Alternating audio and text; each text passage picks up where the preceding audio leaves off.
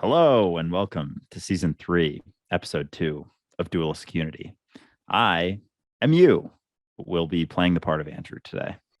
I'll be playing the part of Ray just to keep it nice and simple. And today we are joined by a very special guest, Lyam, otherwise known as Yam Socks on TikTok, Yam Socks on Instagram, I believe, and Yam Socks on YouTube. Lyam is interesting, to say the least. He is enthusiastic, he is well-spoken, and he likes to explore all the different avenues that we tend to talk about here on the podcast. He discusses math, science, spirituality, philosophy, and of course, occasionally he shares some epic music. So we are very excited to have Lyam join us here today. Lyam, before we get started, why don't you tell everybody a little bit about your character, how you came across this path in general, and what you're doing now? Sure. So I play a bit of a strange role on this planet. I feel like there's a lot of unnecessary divisions in the different fields like math and religion and spirituality and philosophy.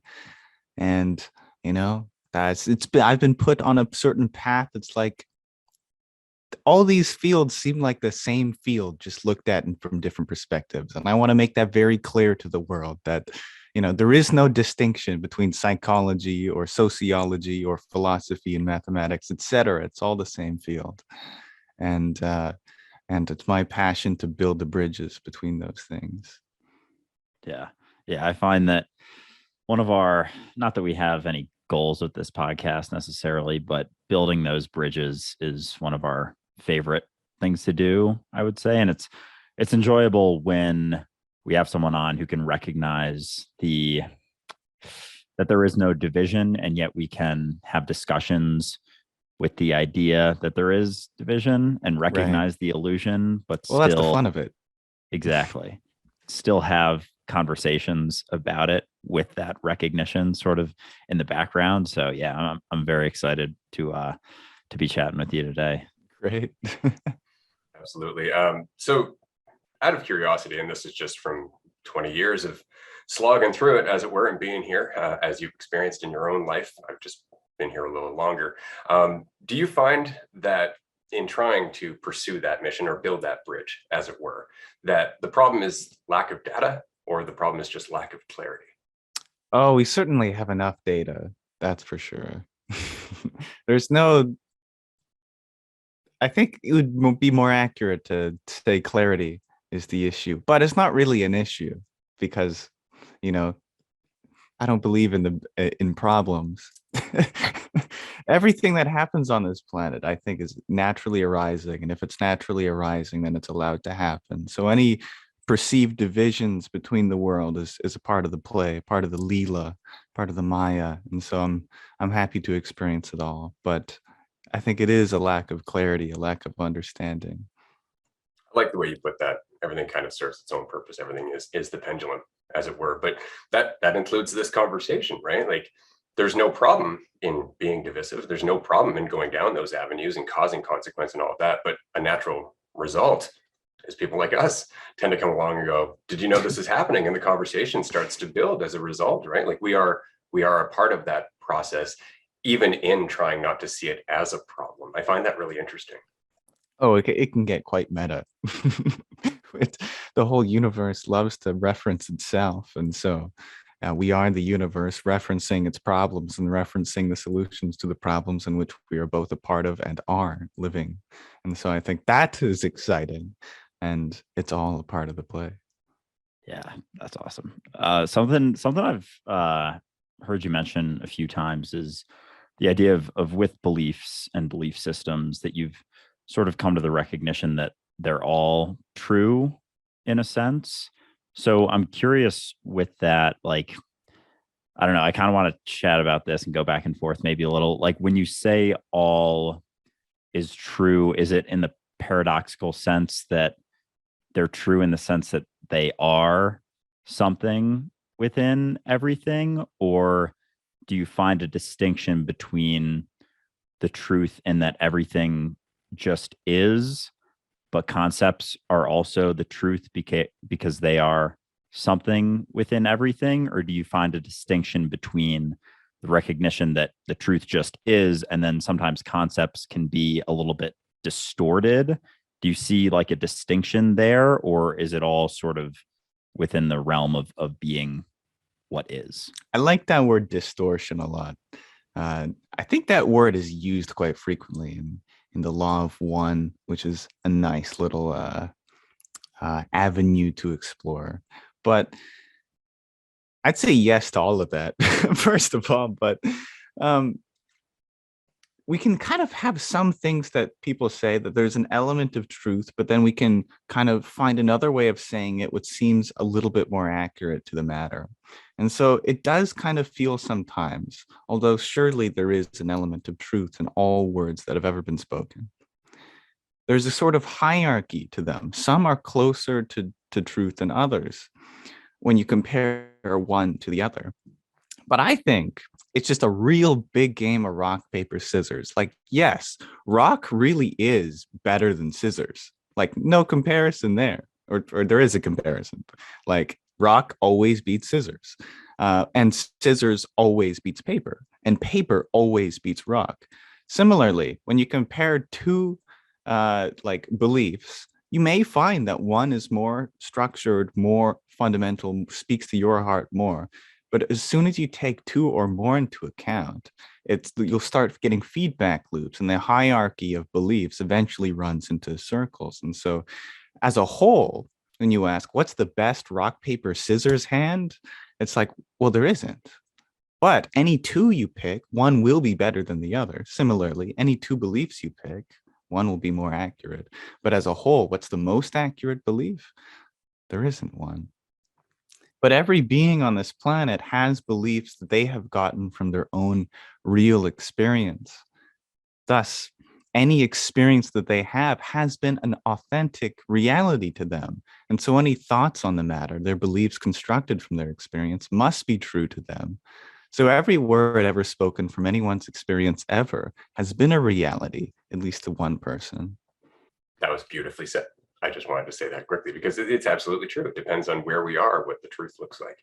Right? I don't know if you've ever run across Power versus Force by Hawkins. He kind of goes through that, that at different states of our own self-perception.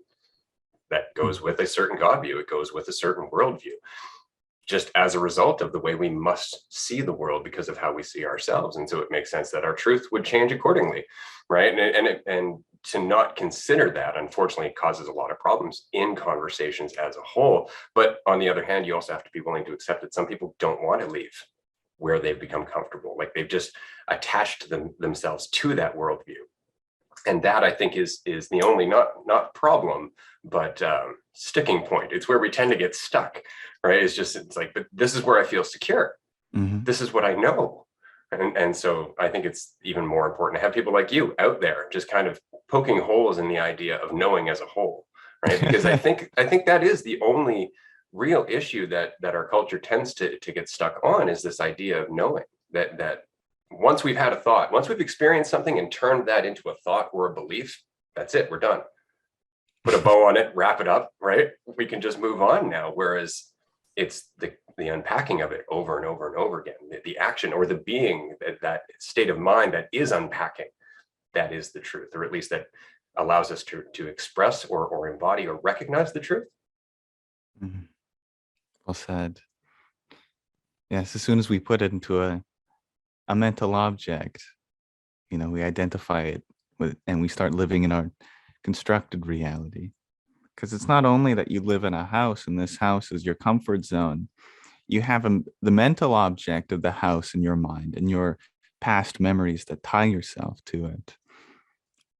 I think that's why so many Buddhists vow to be a bit nomadic, that you cannot stay in one place for so long because you'll get attached to it. It's just natural.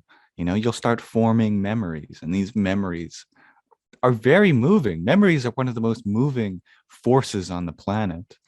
And these are the constructions that we familiarize with ourselves and get stuck in. And if we can live so fully in the present without any notion of the past, then there would be no memory to be attached to. There is only what you are in right now. Then it's difficult to believe in much, right? And so before, when you were speaking about belief and the idea that all beliefs have the potential to be true to that which, or he or she who experiences that. But what are your thoughts on the idea of belief itself? Because that is something that we oftentimes on our podcast, and just when Ray and I go back and forth, are constantly questioning is the idea of belief itself, and the idea that we don't actually need to believe in anything outside of myself here and now to exist and have, not just exist, but have a fulfilling life. And so much of our society starts to cling to this idea that, oh, you have to believe in something or else, what's the point of all of this? So what are your thoughts on just not any specific belief, but the notion of belief itself? And are there any sort of beliefs that you find yourself holding on to, or do you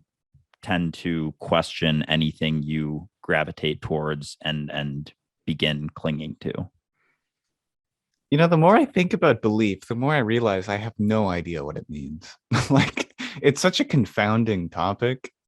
I feel like the concept of belief itself is ultimately a kind of a moot point, and that it is empty of any inherent meaning. But we use it in conversation a lot. We go, oh, I believe that so and so and so and this and that. But I feel like what we really mean is like I have observed a pattern in my experience where this happens, and that pretty much sums up all usages of the word belief in my own experience. Is what I really mean when I say I believe something is I have observed a pattern in my own experience, and that's fair. Sometimes that pattern holds, and sometimes that pattern doesn't hold. But I can assure to you that the one pattern that has never not held for me is the pattern of recognizing my own self, my own existence. Whatever that means, what is the self or what it means to exist and in what? No idea.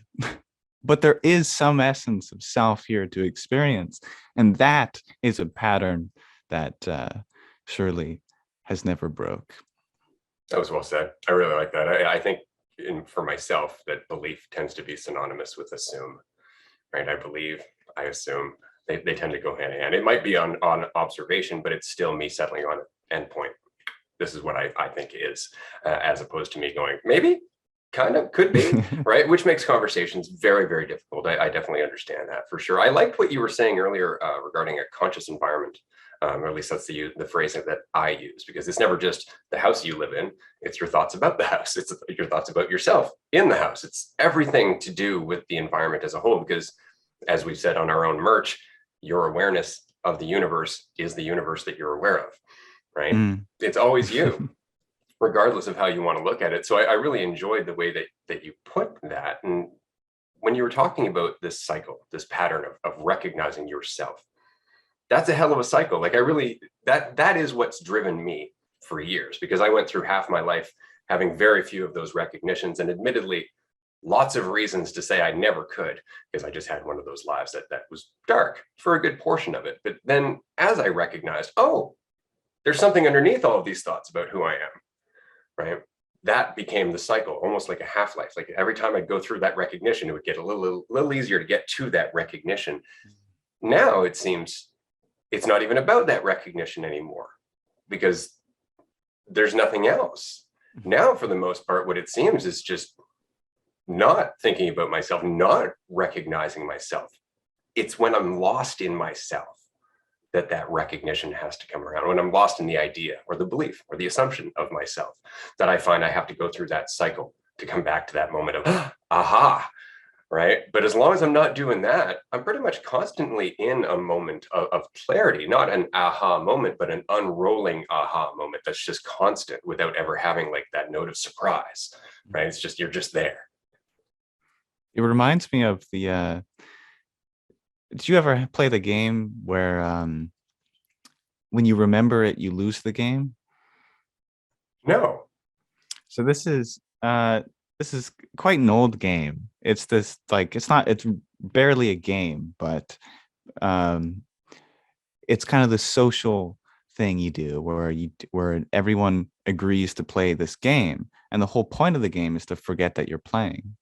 And And when you remember that you're playing the game, you lose the game. And so this can go on for decades, after like 40 years, like, an old friend will text you, I lost the game. And you're like, oh my gosh, I forgot we were playing this game. And I feel like it's funny that this game has arisen naturally. There will be a huge amount of your viewers who have played this, but there's another game that has been going for time immemorial, and it's quite the opposite, where you win the game by remembering that you were playing it. And the goal is to constantly win the game, to never be in a state where you do not realize that you're playing the game until you've had enough with that game, and then you want to switch over to the other game where you win by forgetting. And then there's a whole third game of remembering that you're playing both games simultaneously. And this is the cycle of awareness. And I think this is beautiful, of awareness of something, awareness of nothing, to the self and from the self, no self and all self, one self, many selves, depending on how you're feeling. And all of them are permitted, right? They're all happening now. Yeah, that is when you started going on about the game of you lose the game when you forget that you're playing the game. I started to think about how it seems like the game we're playing now is about remembering that we're playing a game, and that's all it's ever been. And with that, and the remembering that you're just, more or less God playing the game, of forgetting that it's playing the game. When it comes to your identity as Lyam, do you find yourself getting caught in that often? Do you see yourself beyond the confines of that limited identity that most people hold on to, the idea of themselves? Or are you able to recognize yourself in everything, in every moment that you're experiencing? I mean, I know for myself, I go back and forth all the time with that, getting lost in identity and then remembering that I'm never what I think I am. But I'm curious about how that is for you, and your relationship, I guess, with the idea of Lyam in that way. Well, the mind certainly fluctuates between its identity, between the lower self and the higher self, but the higher self has never fluctuated in identity. There's the 5 aspects of Shiva, which is a beautiful piece of Hinduism, which is a text on the path of that all jnana yogis will follow, the yogis on the search through enlightenment via wisdom. One of the proofs that you're eventually shown is the proof that God and human soul are equivalent. And part of the proof tells you that God has 5 aspects that define all of God's doings, because God is a being but does some doings. And similarly, this consciousness can be described in whole with a model of 5 aspects that describe the doings of consciousness. And when we compare the 5 aspects of consciousness and the 5 aspects of God, they become equivalent. You find no distinction. So there is a logical proof here, but that the proof itself is unimportant. The aspect reminded me of this aspect of identity and remembering the self. The 5, that's particularly the 4th aspect that both God and consciousness has, is the ability of self-revelation. And the first 3 are creation, preservation, and destruction of the present moment. This present moment is constantly being created, preserved, and destroyed. But this present moment constantly reveals itself to itself, but it also constantly hides itself from itself, and that's the 5th. And those are quite interesting, that not only is there the power for existence to be created, preserved, or destroyed, there's the power for you to hide from yourself and remember yourself. And every single aspect of this existence, from the atom to the stars, is constantly undergoing quick fluctuations and frequencies, vibrations between the state of revelation and hiding. The dance of the cosmos is precisely that. that. That's awesome. And at the same time, the entire notion of a Big Bang or reality as a whole just coming into being and then vanishing.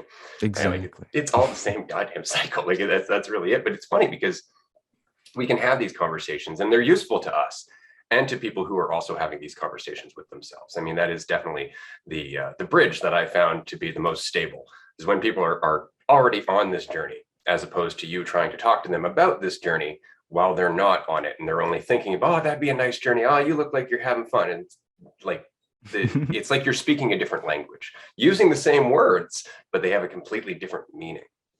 And so what I find interesting is that as you've been on your path, I don't know how old you are in human earth years, doesn't really matter, but as you've been on your path, waking up, recognizing yourself, doing all that, you're running across more and more people who are doing the same thing. And as I said, I'm old. I've been at this for 20 years. When I first started talking to people about this, and I've said this before, I'm surprised if they didn't throw fruit at me.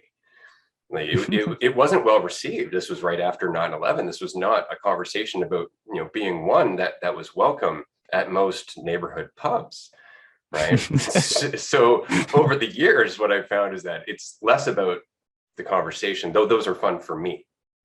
I love the deep dives. I like discussions like this. I love that. But talking to your average person who's going about their life, trying to pay their bills, figure out where they belong in the world as a puppet made of meat, because that's the only way they perceive themselves. I find that it's just embodying it, just being, just relaxing, not having to be anything, not meditating in their presence, but being the state of meditation, I guess, in their presence. And I'm just wondering, in your life and in your journey, personal experiences, going out, talking to strangers, I don't know if you have a job or anything like that, but how do you find communication? Because you dive deep and you're good at it, and I can tell that you really enjoy it, but I also know that there are rare places that you can do that publicly. How do you find that changes your relationships with people? I probably first find no distinction between those who are on the path and those who are not.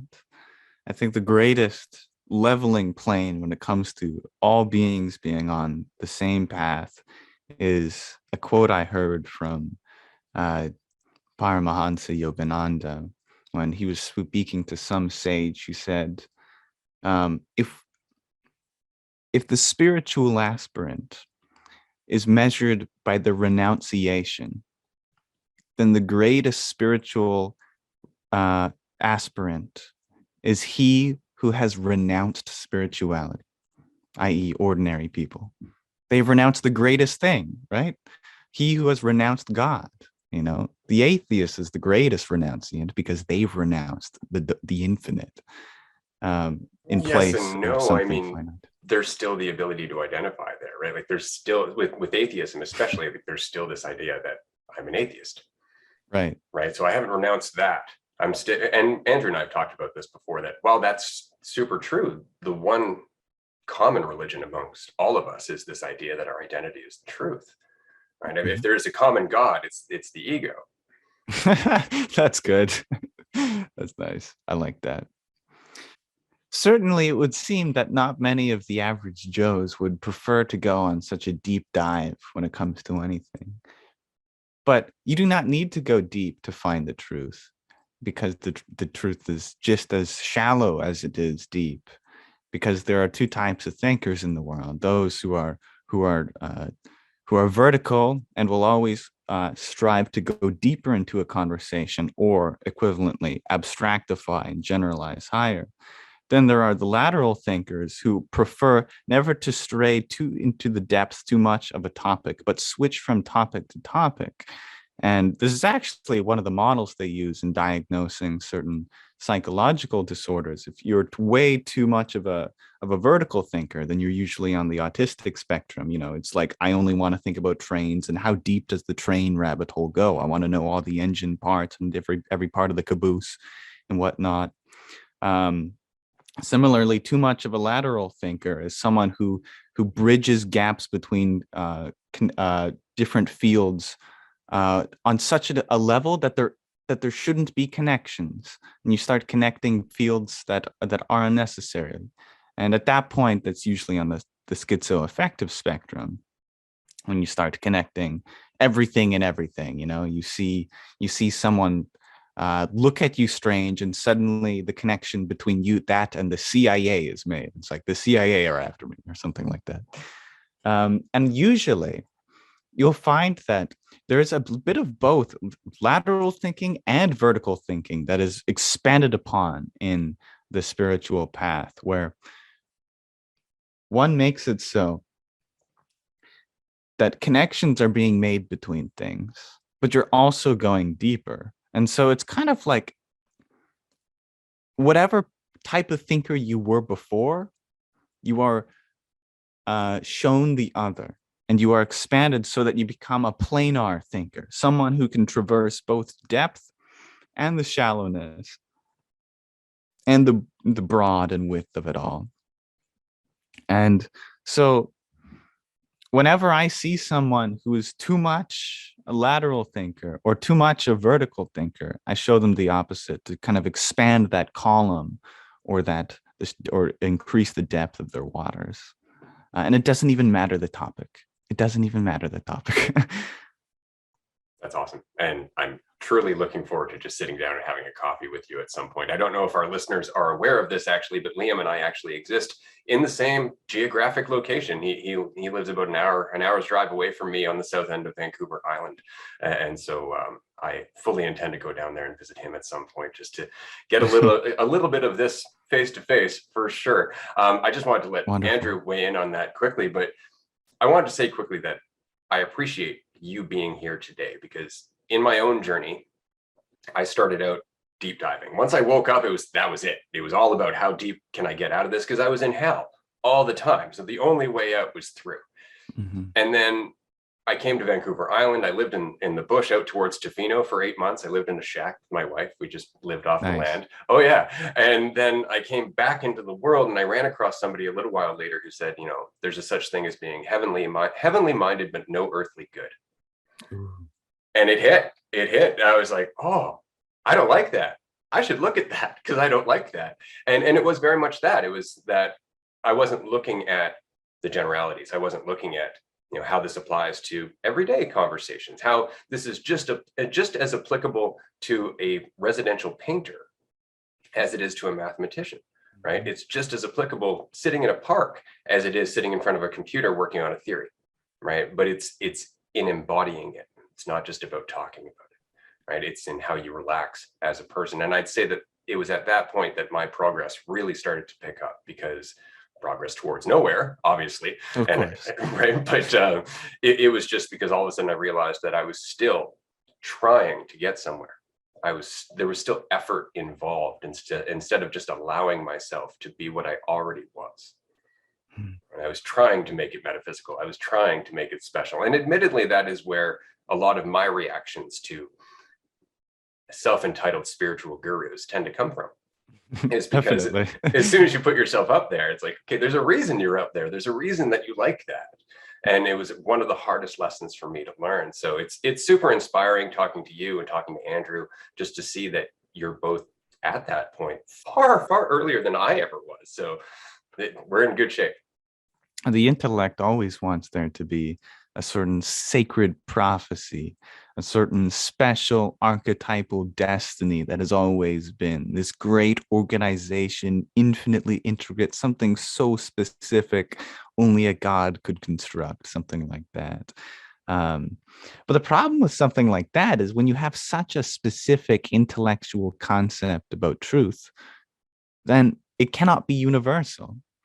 And the whole thing about universal truth is that it's applicable everywhere and all pervasively. That's why we call it omnipresent, because it is able to be applied in all scenarios. And so something so specific cannot be applied in all scenarios. It can only be applied in a very specific scenario. So a lot of the times, one of the greatest criticism that people tell me when I'm speaking about anything like this, they'll say, you're very vague. I'm like, exactly. Because if I'm being vague and I'm being broad, and the most broad is that which is everything. The more broad and vague you are, the more universal you are. And that's why people have such great yearnings towards like horoscopes and astrological birth charts. They go, well, and this could be applied to anyone. It's like, exactly. That's what makes it true. That's what makes it truth. And we get so caught up in specificality that we don't realize how general everything really is. Absolutely. Everything, right? And with that, with the specificity and in the realm of the spiritual gurus, and I oftentimes see that as one of the most egotistical sort of titles anyone can give themselves. Do you come across many of them on TikTok? And do you ever feel like, I don't know, feel like you kind of want to rock some boats and maybe stitch a video and be like, hold on now, maybe there's another side to this, and maybe this isn't all the truth? Because I find myself, I can get a little bit more, maybe I don't want to compare us, but like sometimes I can get pretty emotional with things, and sometimes I get frustrated with people like spiritual snake oil salesmen. But I'm curious if you ever come across that, and you want to I don't know, rock some boats maybe, and ask some questions and boil up some conversation with that, or do you tend to stay away from that? And if so, why, to either one? Definitely. Anytime I see any sort of spirituality behind a paywall, I immediate red flag there. But I'm never like frustrated or annoyed. I love it. It's because it's great. Because I try to remind myself anytime I see something that I might disagree with, the first thing I tell myself is the word yes. Like all things are valid, and whatever path they're on, even if it's this weird, cheesy, pseudo spiritual, materialistic path, new age guru, I'm like, you know what? They're living a valid path, and I'm just gonna sit back with popcorn, because sometimes, because they do have a lot of deep revelations, but they also have a very deep constructed identity. And it's that famous Alan Watts quote, when thieves are in a building and the police come, the thieves run to the second floor. And when the police go to the second floor, the thieves run to the third floor, etc. It's the moment that the ego is being threatened, it identifies with the higher power. And that's the essence of many spiritual gurus, especially in the West, is they have genuinely noticed and observed that there is some notion of a higher power, but then they've identified with that, and then they've seen that it's the most profitable thing there is. But I do not call them out for it, because I know that they do have truth in their words, and I'll listen for that, and I have the discernment to know which of their words is spoken from the heart or from the ego, and I'm just there for what's from the heart, and I'll take those and move on and smile. And that is a totally fair response. And I think at one point in my life, I would have agreed with you for sure. Out of curiosity, Liam, do you have kids? Do I have kids? Any? Maybe more metaphorical. Fair enough. Not physical. Okay. So one of the things that has admittedly changed how I react or how I respond to those who would put themselves above is my daughter, watching her grow up and watching as she developed a sense that there are people who would take advantage of her. She didn't know that for the longest time, because it never occurred to her that that could be the case, because she never felt inclined to do that, because she grew up in a life where she didn't have a lot of pain or hardship or anything like that. So there was no defense mechanism that developed as a result. But because of that, she got blindsided by every manipulative friend that she ever made. Right. And it's because of that, more than anything, that I tend to speak up when it comes to spiritual gurus or teachers. And it's not because the message is bad. Often the message is great. Often the insights are fantastic. It's that it's coming from someone above. It's that it's coming from somebody who would convince you that they are above because of their insight, because of what they're sharing. That subconscious message that once you're wise enough, you can be me. That's that subtle poison that I find should be addressed more than anything, more than the insights themselves, because an insight can be super powerful, but if it's coming from somebody who has you looking up to them, it's immediately cut the efficacy in half. Right. So that's, I think, why I tend to speak up, not out of righteousness, not of anything else. It's kind of like when I leave a comment on a spiritual creator's post on TikTok. I'm not leaving it for them. I'm leaving it for anybody who might happen to run across that post. I'm leaving it for anybody who might be tempted to get sucked into this without giving it a second thought, and then realize, oh, this person gave it a second thought. Maybe I can too. Right. And I think that's the only reason, not so much to cause a beef, though admittedly, the friction that erupts from these conversations can also be quite educational and fun. But I think that, as we said in the last episode, it's through that discomfort of criticism and scrutiny that we grow together. May I ask, what is it you fear about these worlds that your daughter is being manipulated by? Not so much fear. I would say that just awareness that there are so many paths that we have already taken as a result of falling into that mentality. There are so many habits and addictions that the ego has already been showing for hundreds and thousands of years, that it's important to be aware of them so that way we don't have to necessarily repeat them out of ignorance. I think that that's the only thing. It's not fear so much as sharing the paths that I've been on and saying, just so you know, there's some snakes down that way, or just so you know, that one gets a little rocky. You don't have to go that way, but you can, but you don't have to if you don't want to. But I know for a lot of my life, like I was raised Roman Catholic, and when I was young, I felt God. It was in everything. And as I got older, it became more and more conceptual, and more people said, no, I can tell you all about God. Just come to me. Mm-hmm. And it never dawned on me that perhaps the real source of that would be me, the existence, right? Mm-hmm. My ability to discern, my ability to question, my ability to be aware from moment to moment, not just my blind faith in those who would say, trust me, right? And so, yeah, I would say it's not necessarily fear so much as just there are so many other options that we tend to not be aware of simply because we've been caught in habitual loops. Let us hope this discernment is hereditary then. If it's funny because I consider myself to be a slow learner to a large degree. And I say that with a little bit of tongue in cheek. I'm being a little bit funny about that. But at the same token, I was very smart as a kid, as we all were, because we were in the moment. We were present. We were actually there. And so we were running at 100%. And then we got caught up in all these ideas of ourselves. And so she is catching on to these conversations, not to the deep dive extent that we often go into, but she's starting to wonder about things that I never did at 15 years old. Never had conversations like this at 15 years old because the environment wasn't there either, right? And so if there's anything there to be inspired by, it's how common this conversation is becoming, not just for her, but because of people like you, because of people like Andrew, because of the people like the rest of our community on Dualistic Unity. And you have a Discord server yourself. You actually have a community growing as well, do you not? This is true. I do. And it is quite bizarre that there is a certain pawn game that's being played, and perhaps has been for a long time, in constructing a very peculiar generation, which is subtly aware of a lot of psychological phenomena. One of the greatest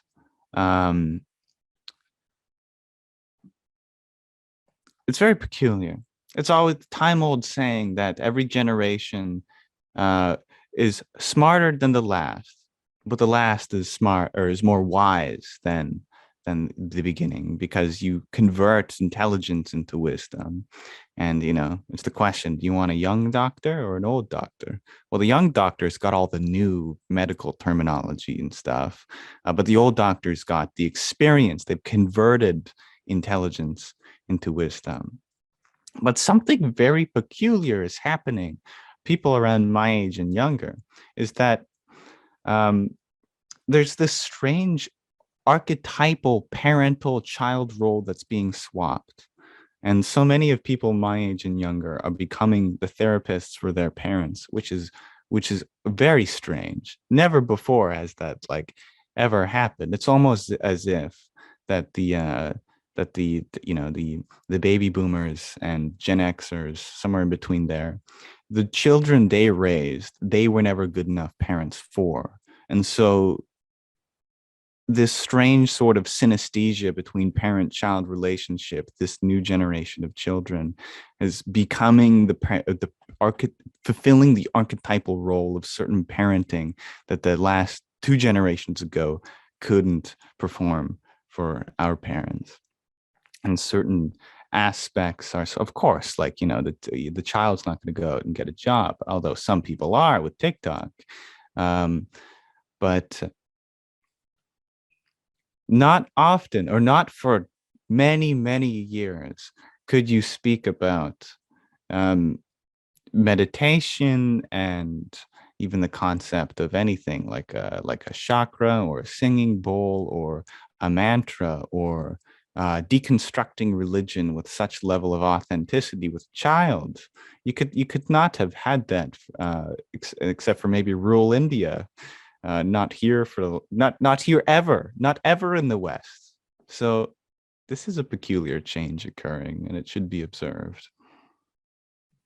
Yeah, that's a fascinating observation. I haven't really thought of it in that way, although I have sort of recognized and experienced it just talking to people in my own life and family members and siblings and parents and all of that. And so bringing it back to Ray's reasoning for questioning and rocking boats, as we oftentimes say, I think it's a little bit related to that point of that sort of idea that the younger generation maybe is smarter with the newer ideas and they're very enthusiastic and rambunctious in a lot of ways, and the older generation is a little bit wiser. But with wisdom comes being set in your ways, in a sense. And so I think when we come across spiritual gurus, they oftentimes feel like they're a combination of both, and they get sort of stuck in their ways. Like they figure things out, and then all of a sudden they think they have it all figured out. And so they're just like, I'm up here, come follow me. This is the way, as opposed to being a way. So I think just continuing the process of questioning, and sometimes that involves criticism, to continue those conversations. And I don't want to say any of it is wrong, but almost just deter us from getting too locked into a state of mind or a frame of mind. And so when I come across someone who is saying like, this is the truth, this thing is happening, just follow me, believe this, blah, blah, blah. It's not that I am coming at them as a person or an identity, but more so the message they are conveying, and just saying like, oh, well, what if it's not the only way? What if there are other aspects of this? And so I think it's not even the settling that's ever as important as the continued process of questioning. And so I think that's a lot of the reason why I do it. And I really enjoyed the way you put it about, the younger versus older generation, and sort of shifts that we're seeing that are happening right now and in our generations currently. That was interesting how we were talking about that. And I'm just going to throw this back to Lyam in a second, but it's very much like the process of us individually getting over an addiction. We have to keep questioning the behavior. We have to keep looking at it ourselves and going, where's this coming from? What's the outcome? What's the payoff? Why am I so invested in this, right? And so we're talking about having conversations with other people, quote unquote, other people, but we're really just talking about more process within our awareness, more process within our mind. And so it's the same process of addiction, right? We are being accountable for our other thoughts. We are challenging those other thoughts. We're looking at them and going, I think there's something more to this, because they're our thoughts, right? It would be different if we were attacking other people. It would be different if you were going after the speaker themselves, vilifying them as a person, rather than the subject, rather than the concepts or the snake oil that's being presented as truth, right? I think that process of us discussing things and going through criticism and just feeling uncomfortable about it is the same process that we go through individually. I think that as Liam was saying earlier, everything's a matter of perspective, right? Like we think that we are evolving as a species, but it really is just the same one thing. It's the same one person just going through a process. There will always be aversion to every aspect of life, but we need not be the champion who battles all that which we perceive as adverse. If you choose to opt out of a certain antagonization, then someone else will fill your role, always. And it's a little less stressful when we stop.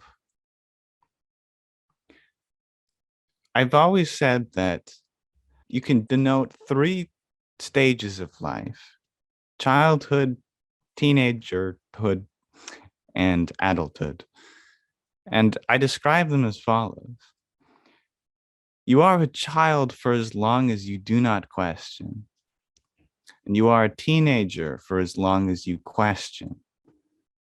But you are an adult when you question why you're questioning. Because as a kid, you just absorb knowledge, no questions asked. Parent knows all the answers to everything. You ask them a question, and you don't even really necessarily question. It's just like you're absorbing information. Teenagehood, you begin to question authority.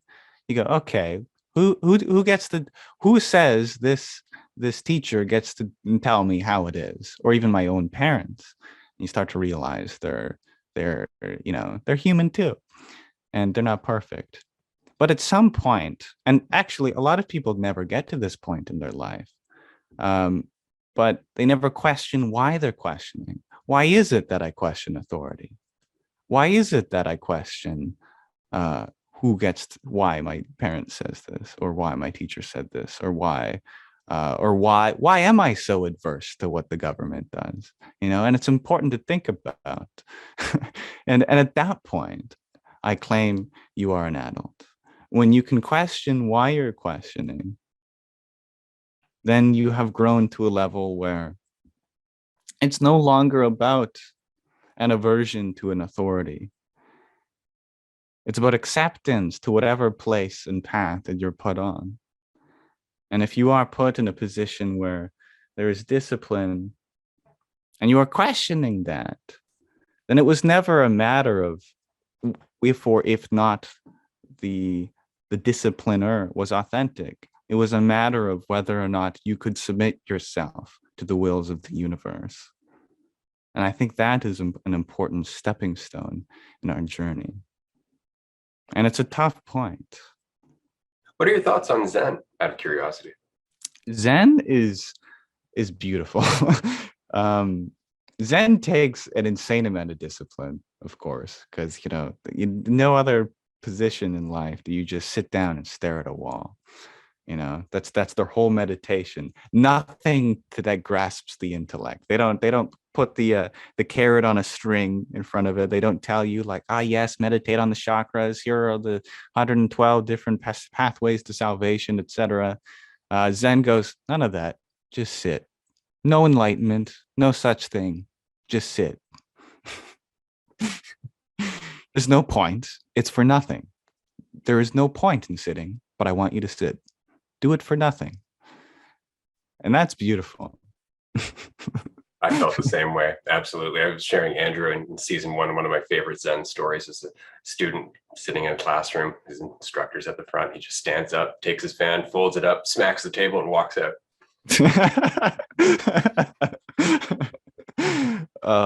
Brilliant. Liam, I have another question for you. I heard you talking a little bit about your parents and the role they've played, and it seems like you've sort of I don't know how to even put it, your awakening or recognition or interest in these topics. Do you think that they have played a major role? If so, what do you think that was? And when did you begin coming to these recognitions? I heard you tell one story about when you were 3 years old and you heard your heart beating I think it was on a pillow or something, and you recognized that one day it would stop beating. And I was like, holy shit, this dude's recognizing this at 3 years old. Like that's pretty wild, but it was fascinating. So I'm curious your relationship with your parents, and I guess even outside of that too, with conversing about this, like we're having a conversation right now. Do you find a lot of people in your life that you come across that you have these conversations with? Is it with your family? Are there friends that you're close with that like to get deep at times, or have you had a, I don't know, less? Do you come across them less often? One of my favorite quotes is that God often plants his sages uh, in places you don't expect.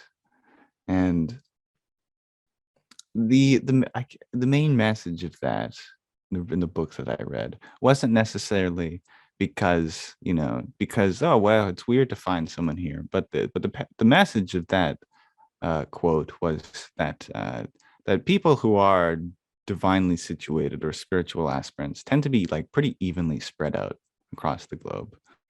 Um, and so there's very rarely is there ever uh, like an accumulation, a dense point of people. So usually for most spiritual aspirants, they will not find many fellow spiritual aspirants in such close quarters. And that's not to say that there's just a minority of them. It's just they're so evenly dispersed about the planet.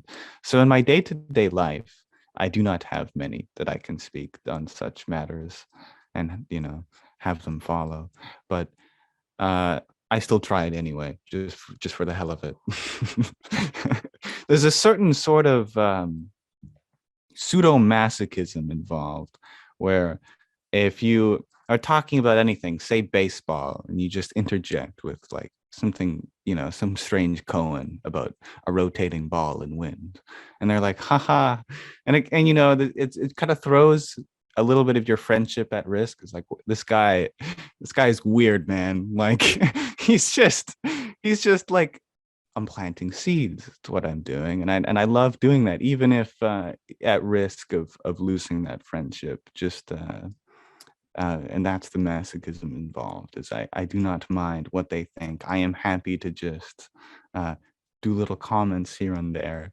But by and large, no, I do not get to speak about these things. To my parents, I do a little bit.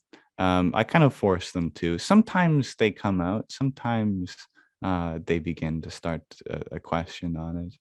But it does not necessarily feel like at this stage of their life, at least, they are ready to undertake, because they're householders. They have to provide for my sister who's going to middle school, and so you cannot have nomadic parents following zazen and have a child going to middle school, or at least it's very difficult to do that here in the West.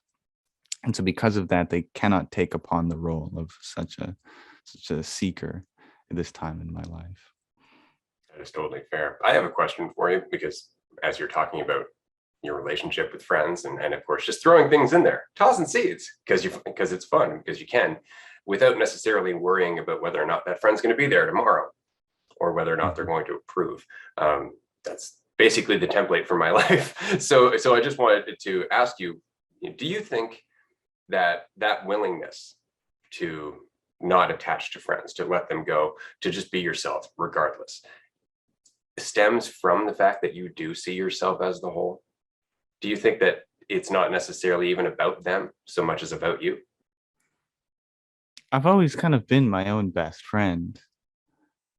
Like, my mother's wish for me in I think grade 1 was she didn't care what grades I got, how well I did. She wanted me to have one friend. And in grade 2, similar story. She wanted me to have 2 friends. And grade 3, she wanted me to have many friends, etc. Whether or not that happened or not, I don't know, but I've never really cared, because I've always just been so happy to be by myself, to go in the backyard and just play with sticks and stuff like that. Like I never felt like I was missing anything. And for 8 years of my life, I was an only child before my sister came. And those 8 years, my parents would always say, like, you've always wanted like a sibling. And maybe that's true. Some aspect of me loves having a sister, but I was content as well. And I've never gone home after a day and gone, oh man, I really wish I could see a friend right now, because I had my greatest friend here. My greatest friend has always been here, the one that can never leave me. And you can call it the self, but it's also the universe. The universe has always been with me. I'm walking alone in a park. I never feel alone. You cannot feel alone when there's nothing to be separate from. Every leaf is your friend. And I've always like, you could say that, like, sure, haha, every leaf is your friend. But like, no, seriously, I dap them up. I give them little high fives when I'm walking, it's great. And I've had many friends come and go, many best friends come and go. And sometimes there is a bit of heartbreak, of course, as part of the human experience. But I've never been like mortified by it, because, as I said, I've always had like the greatest friend there, the universe, and every being is simply a part of that great friend. I'm sure many people have considered this, and this is a very rarely articulated point, is that we kind of have archetypal friends, and when one friend leaves, that another friend fills their place, which is kind of like them, and we dream about them, and sometimes we get the specific people that fill that role confused. And say you have some friend named Ryan. But when you were a child, you had a friend a lot like Ryan, but that was, I don't know, Nathan. And in your dreams, you often get confused between Nathan and Ryan because they're kind of the same person, but just at different parts in your life, different places of the world. And that's kind of how I felt with specific people in my life. It's like, oh, Nathan's no longer my friend. That's fine, because the Nathan Ryan archetypal friend will always be fulfilled, and someone else will fill that, So that's what I have to say.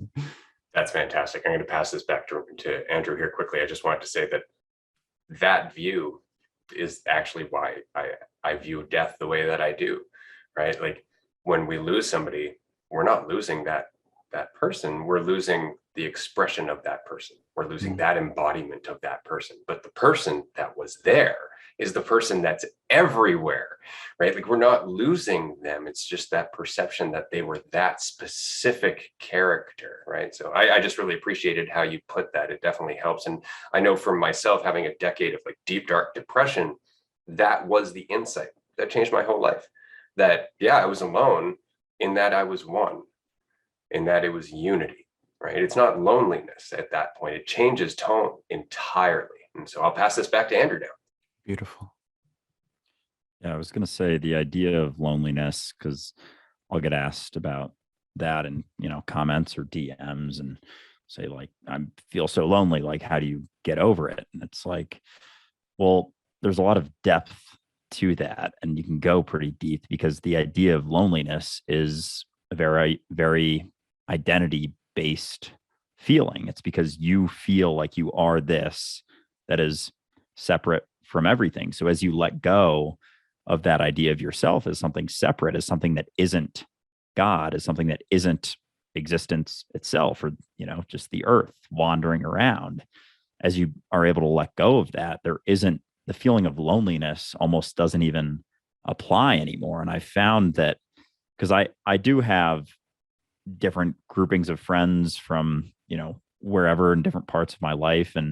But I've never really, like, I've always been okay being by myself as well. And I really appreciate the time I have to myself. And even, even thinking of something like taking psychedelics or something like mushroom trips, which I did want to ask you about as well, if your experience with anything like that. But with those, I've done both. I've done them with one friend, I've done them with a couple of friends, I've done them by myself, and they're all drastically different. None is better or worse than the other, but you're able to go a little bit, I don't know, deeper when you're by yourself. And I found that even just being by myself allows me to, I don't know, have different sorts of recognitions, and there's like different aspects of both types of relationships. But I think as you let go of that idea of yourself more and more as being something that's separate. Loneliness doesn't even really apply because you do see yourself in everything. And it's like, is that mind of yours, is it inside of your head, or is it outside of your head, or is it both? And that's the paradox. But yeah, loneliness is a funny one because it is, as much as we feel like we're alone, it's like one of the most egotistical sort of feelings because we're defining ourselves and very much perceiving that division. But going back to the idea of psychedelics, I'm curious, do you have any experience with psychedelics? And Of course. if so, how much and what types of psychedelics have you delved into? There is a deep connection between the concept of loneliness or the lack thereof and the feelings you get on psychedelics.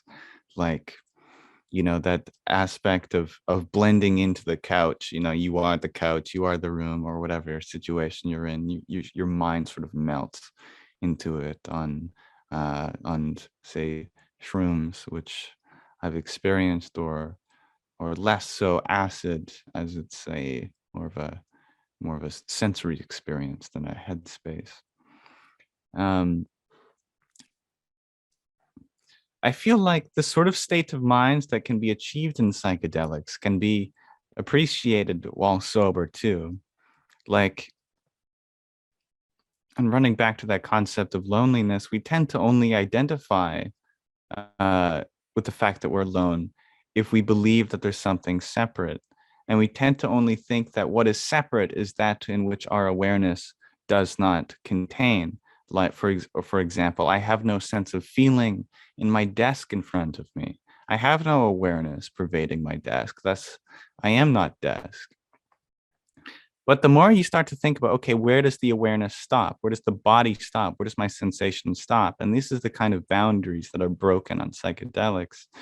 For example, if you pick any object and hold it, you can flick your hand, you'll feel it. But if you flick the object you're holding, you'll also feel it. So the lines become a little blurred here. I have sensation in hand. I can feel the same vibrations in the object that I'm holding, but still there is a mental distinction. But that distinction is broken on psychedelics, shattered even, eviscerated, decimated, sometimes quite violently. And at some point or another, we realize that the boundaries of our senses are quite arbitrary, and that there really is no stopping point of our senses. Our awareness pervades this whole room by mere vision alone, by mere auditory experience alone. These sounds pervade all of it. All vibrations in the universe are connected to each other. What you sense, I sense through a chain of events. All information is shared between everything all of the time across the entirety of the cosmos. And at that point, the body is no longer the physical body. Your body cannot said to be that. You are the astral body, the network of pure information being shared within this conscious experience of all the objects within it. And perhaps psychedelics is a bit of a shortcut to that. Certain entheogens. You want to speed run spirituality? You take a drug. But the problem with that is most are simply amplifiers of awareness. They take what's already in it and intensify the experience. They add nothing new. There's nothing new that you're experiencing. It's just more of what you're experiencing. The problem with that is if you have any shred of subconscious trauma, it'll amplify that too, and you'll have a bad trip, or you might even lead yourself to psychosis. And that's one of the biggest dangers, is that drugs can amplify residual mental illnesses because they amplify anything and everything. But there is a good side of that too, which is that it may break that part of you, which you may be forced to detach yourself from that part of you and stop from identifying with it. You might have 2 hours of the most insane trip about this feeling of dying. and you have no point but to let go of that concept of death itself.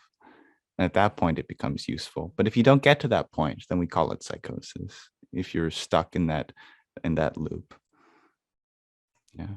That's interesting, for sure. Absolutely. I think it's interesting that psychedelics tend to, they remove the walls that we've built up over time to try and be a governor about our experience as unity, right? The more we think about ourselves, the less we feel, right? The more you're thinking that your hand is separate, the less that you're aware of the thing that you're holding in your hand, right? And so when we do psychedelics, that certainty, that idea of ourself just gets kind of torn away. It's like, here you are, exactly as you started. And if you rely on all of that in terms of being your buffer for stability or a false sense of security. And my wife is in her master's of counseling. This is something we talk about all the time, that a large portion of the mental health issues in our society are directly related to our commitment to the idea of ourself being separate. It's exacerbated by that commitment to that idea of ourself being the truth. And so when psychedelics come into play, the idea of yourself disappears. You find that yourself sitting there going, I know I think something normally. I don't know what that thing is. And from there, you either panic or you don't, right? But the people who have learned to overly rely on that idea of themselves, they panic because they've been taught not having an idea of yourself is a bad thing, that it is something to be concerned about. And immediately that changes the trip. All of a sudden they feel like they've lost something that was important, right? Whereas if you don't reinforce that and they get to that point and they go, oh, I'm not thinking about myself and all my problems are gone. What just happened, right? It's a totally different reaction, but I've watched people go both ways in that state. And it's always based on how much they think the idea of themselves gives them value. It's so true. And this is what the Buddha noticed, that you can causally depend every single state of suffering from one source, and that's ignorance of your true identity. And once that is known, all other things come into place. And it's such a good model. You can pick any suffering. You will find that, okay, here it goes like this. If the suffering is about anger, then that anger always stems from fear. And that's pretty easy. It's like, okay, you're angry at the team that's against your favorite basketball team. Why are you angry? Well, you fear that your favorite team is going to lose. That's why you're angry at them. So that all anger always stems from fear, but fear always stems from attachment. You fear that your team is going to lose because you're attached to them winning. And furthermore, that attachment is always caused by ignorance of true identity, and that your identity is not dependent on any of your attachments. Your identity does not depend on what your favorite team does. And once you understand that people aren't going to think of you differently because your favorite team lost, or that you are not going to think of yourself any differently, then there is no longer an attachment, and thus there is no longer a fear, and thus there is no anger. And I love that model because it works every time as far as my pattern of experience goes. Yeah, I've found that, along the lines of the idea of knowing yourself, or figuring out what you want in life, or what your meaning, or the purpose, why you're here, and all of those things are like I feel like our entire society is sort of caught up in that loop in a lot of ways, in trying to figure out what the point of all of this is. And the act of trying to figure it out could be an argument that is the point, if you're doing it now, right? So even with trying to figure out consciousness or understand consciousness, I've heard you say in the past that looking for consciousness or trying to figure out consciousness is like looking for a magnifying glass through a magnifying glass. And it's so funny to me that so many people run around almost like chickens with their heads cut off, trying to figure out what the point of all of this is, while they're like, right. God has confused itself into thinking that it's not God. Like it's fascinating to see, but how pervasive it's become in our society, that mentality, like that's, knowing yourself is the most important thing. So have you ever gotten caught up in that? And was there a point where you recognized, oh, I am myself. And if I'm trying to figure out or know myself, that implies that, there's the knower, the one that's trying to know, and the one that's being known. So maybe, there isn't two of me, but there's only one. Was there a point when you recognized that, or was it's more of a just process? Do you remember have you had any stark experiences where you're like, holy shit, like it makes more sense now? Oh, that's a good question. Of course, life is riddled with subtle revelations that build up over time. Or rather, the revelations themselves are the deconstruction of what you have known the whole time. And the more I think about it, the more it feels like I've kind of always known. I've only believed that there was a certain time where it changed, but that too is a concept. And I don't know if I can pinpoint a time when something like that really occurred to me, except for now. I can tell you that now it's really occurring to me. But yeah, there's Alan Watts would always say, you don't know what you want because you're it. You don't know what you're missing because there's nothing to miss. Or Eckhart Tolle would say, how funny is it that we can come to a place in our life where we say, I can't live with myself anymore. And who is this I and who is this myself that it cannot live with? Is there one of me or two of me? And why is one talking to the other? So we are constantly looking for the objective awareness that is awareness, the objective consciousness that is consciousness. We're trying to find something that expresses it perfectly, adequately, 100%. But you're looking at it. Precisely the totality of your experience right now is it. That's it. But it's nothing in particular, because it changes from one moment to another. And for some reason, we have this idea that for something to, the true identity of something is not changing. It shouldn't change, because if it changes, well, then its identity clearly isn't permanent. And we're looking for the permanent sense of self. But the Buddhists will tell you there is none. What have you ever seen that's permanent? Nothing, right? And this is the struggle. We're constantly looking for a permanent sense of self, when it is that which sees all but cannot be seen, that which hears all but cannot be heard. Fire cannot burn it, water cannot wet it. It is not this abode of flesh and bones which sleeps, decays, and dies. It is the immortal consciousness, the Lord of the earthly skies. That was well said. I just want to appreciate how that was worded, for sure. I do have a question for you. In fact, we were talking about abandoning the idea of separation, or rather recognizing that, however convincing it might be, it's just an idea. It's just a perception. That's really all it is. Have you ever had experience with anything in regards to, say, energy healing or Reiki or martial arts, where you would experience that the physicality of your consciousness expanding outside of your body? Andrew and I were talking early in season 1 about, if you look at a rock, well, that rock's not aware. It's like, well, you're looking at the rock, so the rock's aware. Yeah, right. Right? Because there's no separation. It's a part of your awareness. Some essence of it is comprised of your awareness. I'm part of it too. That's right. Exactly. Can't leave me out of the equation. I am awareness. And we tend to miss that. We tend to look at who am I rather than what am I, which is existence. I'm existence. It starts and ends with me as far as I'm concerned. Mm-hmm.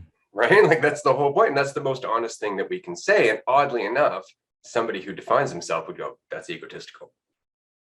Right. You said you're everything. You said you're God. It's like, right. And this is where the conversation gets weird. Yeah, exactly. Exactly. Well, We have different ideas yeah, of God, isn't the self center to your experience? right? But again, you're speaking two different languages. So back to my question, have you ever Mhm. had experience with Reiki or with extending your awareness of your own energy outside of the bounds that you would normally associate with your body? With Reiki, not directly. However, I have noticed many things. For example, um, I really like giving my friends like massages whenever I can, or tactile experiences. Like I'll be like, hey, can I just like draw on your back? It doesn't really matter what I draw. I'll just like, and then I get carried away, and then that's kind of why I have this Wartenberg wheel. It's just very, very interesting to isolate and focus your awareness upon certain parts of the body. And I love exploring this, and I have many friends who explore this too, and it's so fascinating. Um, Reiki and Tai Chi are quite similar with, the body movements and whatnot. And a huge part of that is to calm the mind, because slow rhythmic circles and swirls and geodesic spirals of your hands. Truthfully, there's nothing going on in the hands. What's going on is your attention and your awareness is using the hand as a guidepost, and that is creating the swirls of patterns in your own consciousness. And that is what calms you, because it's your consciousness which is moving with the Tai Chi, with the Reiki, and even more and that's through visual. But any of the senses, you can create the same phenomena. You can close your eyes and just feel someone draw circles around your back, and that will have the same effect, because it does not matter the object of the experience. It's the fact that you as the subject are following this movement and this motion, and that in itself is where the expansion comes from, I believe. Absolutely. And I'm going to let Andrew weigh in on this quickly. But as somebody who's done Qigong and Tai Chi and Wing Chun and a great deal of martial arts and Reiki and all that, you nailed it, right? Because the entire practice is getting yourself out of the way. Like in Tai Chi, you'll find that the movements are the most natural movements when you're relaxed, right? It's just a flow that you find yourself getting into outside of learning the initial structure, which is you just telling your mind, like, stop trying to do what you're used to doing, right? As you relax into it, as you get deeper into your breath, as you get farther and farther away out of your identity, you find that these motions are actually supernatural. Like they're very, very fluid, and almost like the body wants to move that way. Mhm. Same with the breathing. Yeah, absolutely. I found that in my own experience, because I don't have a ton of experience with Reiki or martial arts or anything like that, but it's been interesting. And as I've sort of gone about removing more labels and ideas and sort of gone through the process of unlearning all the things that I thought to be the truth of what I am and what other people are, it's been funny in conversations when I talk to people about our ideas of ourself, how much of a concept that it is. And I was actually talking to my mom yesterday about the idea of death, and she was getting she can be very emotional. I get a lot of that from her, and she was talking about the idea of death and how she's very afraid of it and all of these things. And I said, well, what is really dying? She's like, the essence of me, this body. And I was explaining to her how, our cells are sort of like rejuvenating all the time. So we really aren't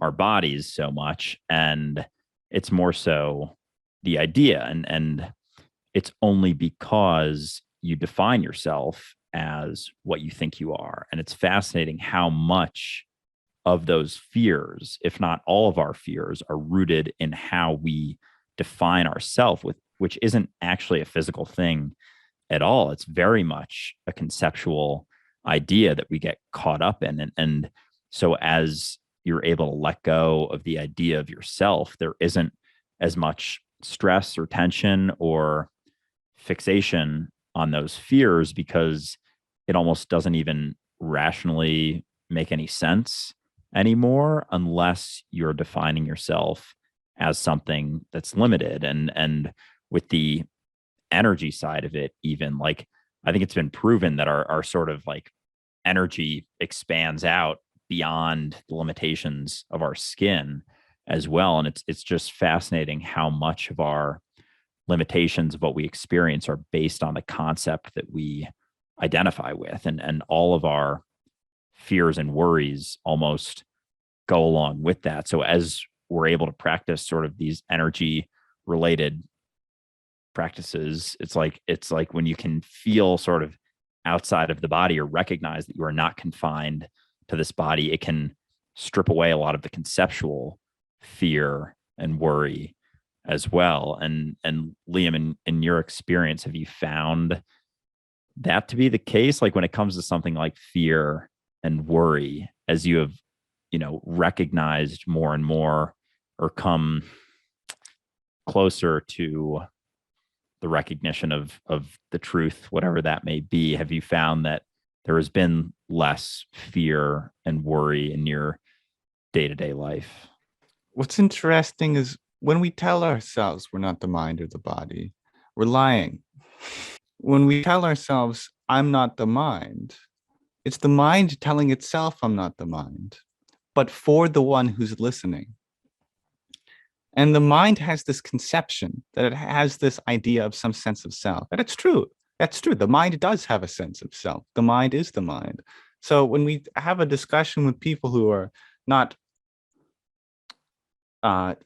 acutely aware of an identity beyond mind, and they say, no, I think I am the mind. It's like, damn straight you are, because the one who just said that and reacted was the mind. So when listening to this, know that the one who is being spoken to is not the mind, but the one beyond the mind. And what's really interesting then is that this whole concept of self-realization was just the mind letting go of its own identity so that the listener or the watcher that pervades it can have a more direct experience with the world. And so it's this ultimate sense of liberation, because ultimately it's the mind liberating itself from itself.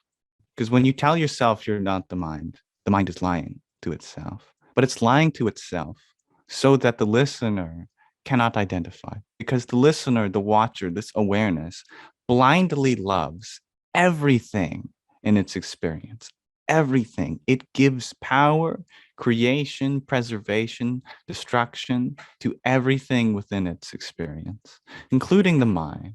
The mind tells itself, I'm a goat. The awareness goes, yes, I am a goat. So at some point, even though the mind cannot grasp it, the mind realizes there's an awareness here. And it goes, oh my gosh, I'm so sorry. This whole time, I've been talking to myself without realizing that there was an awareness here, listening to me and listening so fully that it identifies with what I am saying. And I've been calling myself the mind this whole time because I am the mind. But I'm so sorry. I've said that so many times that you start to believe that you're the mind, but you're so much more. You're what gives the mind its power, its oomph and whatnot. And so this is, in my opinion, the story of the entire Abrahamic faith, the story of God and the devil, the story of consciousness and the ego, the story of that sense of I am and that sense of self, that sense of constructed identity and mind. And that's why Lucifer is the fallen angel. It's the one that speaks on behalf of God, the one that does the doings. It's the mind. The mind is the one who speaks. The mind is the one who does all the thinking. God never thinks. Consciousness, that awareness never thinks. But it imprisons God, eventually becomes God's worst enemy and imprisons him because Lucifer, or the mind, does not understand. it cannot understand. But it was and always has been God's best friend, and will always remember that. And thus, at the end, the mind is the one that frees that awareness by remembering the placement of the mind and the awareness, or the heart, whatever you want to call it. Nice. Beautifully said. I enjoyed listening to you speak a lot, which is why I listen to your TikTok account so frequently. And I just want to mention to everybody who's listening to this right now that if you haven't as yet gone and subscribed to Liam's account on TikTok and Instagram and YouTube, definitely go and do that. I wanted to return quickly to what you were saying about listening, because when I was taking Kung Fu, that was something that my Sifu would say to me quite frequently. Listen. And he wasn't talking about my ears. He was just talking about the removal of a direction, of an intention, just being there with sensitivity. And so I found that to be incredibly useful. But I think you've got a point there that while God is what is, the devil is kind of how God experiences that, right? It's how we get to be under the belief that we're separate, right? We've often said that that's why the devil said, I'd rather reign in hell than serve in heaven, right? It's like, I'd rather think I'm in control and cause my own misery, right? Than just let go and be part of the flow, which I always am anyway.